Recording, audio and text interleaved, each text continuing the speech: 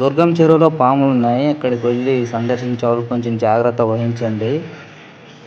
దుర్గం చెరువులో 2015లో తీసిన ఫోటో ఇది. గణేష్ నిమజ్జనమప్పుడు. కేబుల్ బ్రిడ్జ్ కట్టకముందు ఇన్నర్బిట్ నుంచి చూస్తే వ్యూ ఇలా ఉండేది. తర్వాత 2018లో బిగినింగ్లో ఇలా ఉండేది. గుట్టపై నుంచి తీస్తే ఫోటో ఇలా ఉండేది. తెలంగాణ ఏర్పడ్డాక ఈ పార్క్ని చాలా అందంగా తయారు చేయడం జరిగింది. ఈ కేబుల్ బ్రిడ్జి నిర్మించడం కూడా 184 కోట్లు పెట్టి 754 మీటర్ల పొడవున ఈ బ్రిడ్జిని నిర్మించారు.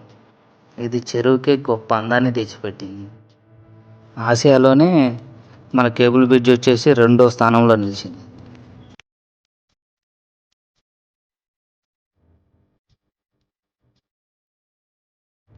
ఇక్కడ నుంచి చూస్తే బ్రిడ్జ్ చాలా అందంగా కనపడుతుంది. ఫోటోలు కూడా బాగా. ఇక్కడ బోటింగ్ సౌకర్యం కూడా ఉంది. బోటింగ్ చేయొచ్చు, బర్త్డేలు చేసుకోవచ్చు, సెంటర్ తీసుకెళ్ళి కటింగ్ చేసి మరి ఎంజాయ్మెంట్ చేస్తాం.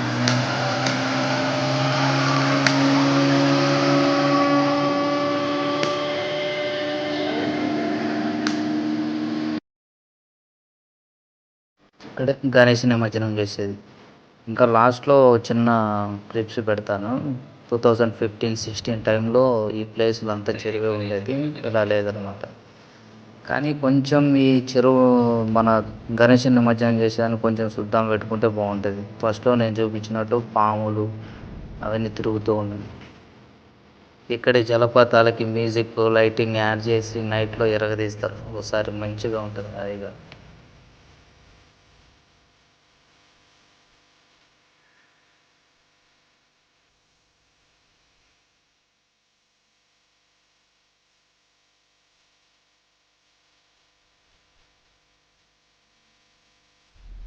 వీడియో చూస్తూ నడుచుకుంటూ వస్తుంటే చెట్టు బాగా పళ్ళు కనపడుతున్నాయి.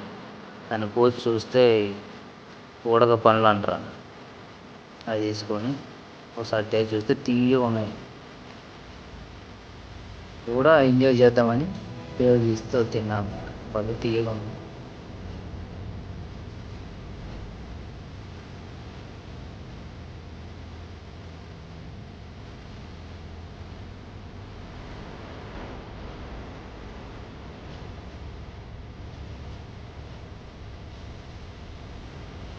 దుర్గం చెరువు నుంచి ఇన్నర్బిట్కి నైట్ వ్యూ అన్నమాట ఇది.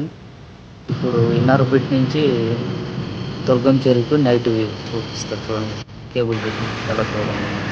ఇంతకుముందు ఇలా ఉండేది కాదు, చాలా నీట్గా ఉండేది. ఈ బిల్డింగ్ లేవు అన్నమాట.